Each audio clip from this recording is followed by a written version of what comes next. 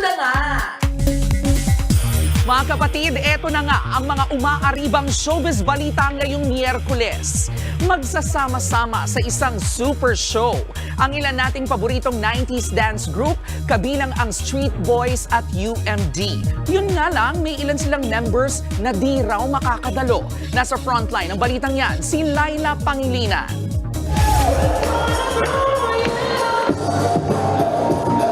Sa groove at dance steps pa lang, siguradong mapapasabay ka sa OG's 90s dance idols na sina Maynard Marciliano at Crystal Cruz ng grupong Street Boys. Patikim pa lang yan sa kanilang all-out hatawan sa The Sign 90s Super Show sa April 19 sa Aliw Theater. Bukod sa Street Boys, makakasama rin nila ang iba pang hinangaang 90s dance group sa bansa gaya ng UMD, The Maneuvers at iba pa. Sobrang saya po namin in a way na kahit na po sinabing may rivalry that time with the UMD or the Street Boys, iisa lang po kasi yung recording company namin. Pero magkakaibigan din po talaga kami. May kanya-kanya pong style. Ang isa pang Street Boys member na si Spencer Reyes na UK-based na, uuwi lang para sa show. Iba yung feeling ko kasi I've been there, dyan ako dati. So parang it's my honor and the feeling is really priceless.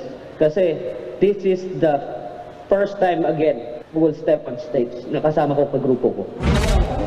Layo ng concert na makatulong din sa mga bagong sibol na dancers na walang budget para masuportahan ang kanilang passion. Naranasan din daw kasi nila yan noon. Talagang wala din talaga eh. Actually, pamasahe talaga pinapangutang pa namin. Tapos that time, magkano lang ang talent fee namin. Unang-unang sayo ko sa TV. Ang natatanda ko talent fee ko is 180 pesos, parang ganon. Tanda-tanda ko yun. Hindi naman makakasipot sina Wawi de Guzman ng UMD at Street Boys members Bong Navarro at Jong Hilario. Hindi na raw kasi kayang isingit pa yan sa kanilang busy schedule. Ang sigurado, mapupuno ng masasayang throwback performance at pangmalakasang dance showdown ang kanilang concert.